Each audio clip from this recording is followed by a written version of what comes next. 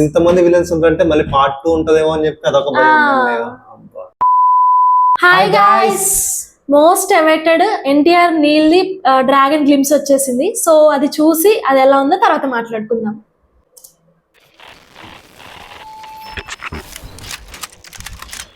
It's true.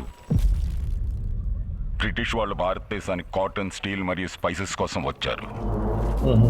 కానీ 250 ఏళ్ళు వాళ్ళు ఇక్కడే ఉండిపోవటానికి కారణం ఒక మొక్క. They came here for the opium pop. ఇదంతే కదా. This is the most addictive substance in the world. Heroin. చూస్తే తెలుస్తుంది. ప్రపంచంలో ఓపియంని అత్యధికంగా పండించేవి 2 ప్రాంతాలు, ఓపియం ఆఫ్ఘనిస్తాన్ మరియు గోల్డెన్ ట్రయాంగిల్. బ్రిటిష్ వాళ్ళు వాటిని ఆధీనంలో ఉంచుకొని 95% ఓపియం ట్రేడ్ని కంట్రోల్ చేసేవారు. In 1947, when the British left India, they also left behind the most profitable business in the world. దాంతో ఆ వ్యాపారం 2గా చీలింది. ఒకటి ఆఫ్ఘన్ ట్రేడింగ్ కంపెనీ, మరొకటి గోల్డెన్ ట్రేడింగ్ కంపెనీ. అప్పుడే ఓపియం వార్స్ మొదలయ్యాయి. అప్పుడే ఈ villains పుట్టుకొచ్చారు. Genesis chapter 1 verse 1. On the first day God created light. కాంతారలో చూసాక నాకు విలన్ లాగే అనిపిస్తుంది ఎక్కడ On చూసినా. the second day he created the sky and the water.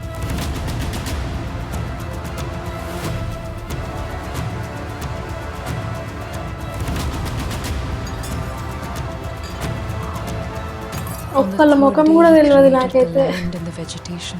ఎన్నివి ఎంతమంది విలన్స్ ఉన్నారు అసలు. The sun and the moon and the stars.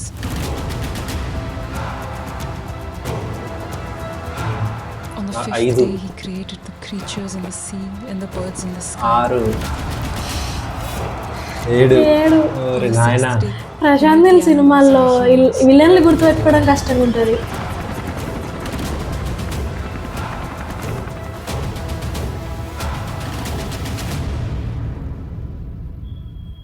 and on the 7th day God rested. And then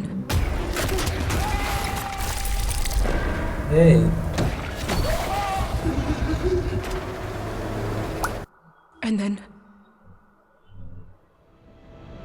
the devil was born.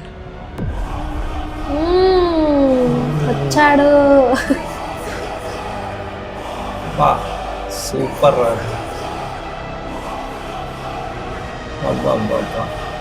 దేవుడు నాకు ఒక hello power guys. ఇచ్చాడు.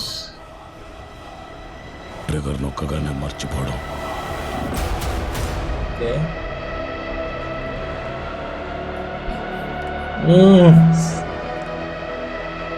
Super. నిద్రపోయినప్పుడు నా కల్లోకి నేను చంపిన వాళ్ళ ముఖాలు రావు, మిగులున్న శత్రువుల ముఖాలే కనపడతాయి.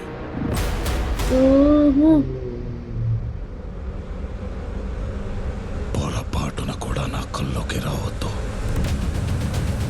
అసలు కొత్తగా చేస్తుంది కదా. నా డౌట్ ఏంటంటే జలీల్ సాబ్, డ్రాగన్ ఈ మొక్క హెరాయిన్ కంటే ఎక్కువ విలన్స్ తయారు చేస్తుందా అని. ఈ కథలో అందరూ విలన్లే ఉన్నారు. ఆ రాసేవాడికి కూడా తెలుసు, విల్లన్ల ఘోరాలు ఎక్కువైనప్పుడు కథలోకి ఒక హీరోని దించాలని. నా డౌట్ కూడా అదే, మరి హీరో ఎవరు? సరే, ఆ క్యారెక్టర్ నీదే సార్, మీరే అవ్వాలి.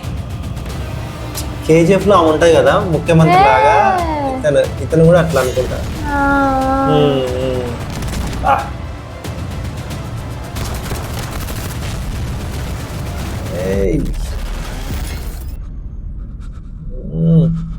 ఇది త్రిబుల్ ఆర్ లాగా అనిపిస్తుంది. అవును, ఏదో చేయబోతుండో. ఓరి బాబోయ్, ఇంకా సంవత్సరమా? సంవత్సరం ఉంది ఇది. అబ్బా, ఇంకెన్నాళ్ళు వెయిటింగ్? 1 year చేయాలి.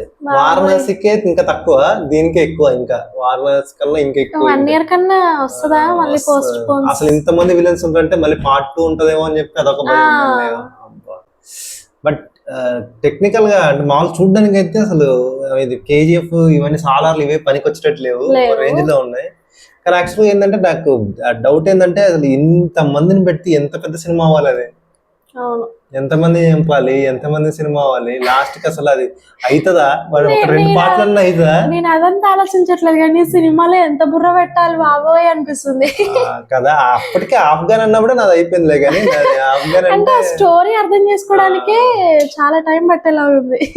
ఆఫ్ఘన్ అంటారు, ఇట్ సైడ్ అంటారు, గోల్డెన్ ట్రయాంగిల్ అంటారు, కొంచెం అది అంటే ఇట్లాంటి ఇంకా ప్రశాంత్ నీల్ అంటే ఇంకా బుర్ర అక్కడే ఉండాలి, ఎక్కడికి వెళ్ళొద్దు. ఎక్కడికి వెళ్ళొద్దు, కానీ ఎలివేషన్స్ కోసం వెయిట్ చేస్తుండాలి. ఇప్పుడు కేజీఎఫ్ అయినా అంతే, సలార్ అయినా అంతే, అర్థం కాదు, టూ మెనీ క్యారెక్టర్స్ ఉంటాయి. అండ్ ఆల్సో వాళ్ళ ఖాన్ సార్ అంటాడు ఒకటి, ఏందేందో పేర్లు ఉంటాయి, వచ్చి ఎక్కడి నుంచి తీసుకొచ్చినా అని చెప్పి చాలా ఉంటాయి, చాలా స్టోరీ జరుగుతుంటది. మనకి అది అర్థం చేసుకొని కొంచెం వెయిట్ చేస్తే వస్తుంది, కొంచెం ఎలివేషన్స్ వస్తాయి. అంటే ఫస్ట్ పార్ట్ కి అర్థం కాదు, సెకండ్ పార్ట్ చూసినప్పుడు అర్థమైంది, తర్వాత మళ్ళీ మొత్తం కలిపి చూస్తే గానీ క్లారిటీ వస్తుంది మనకి.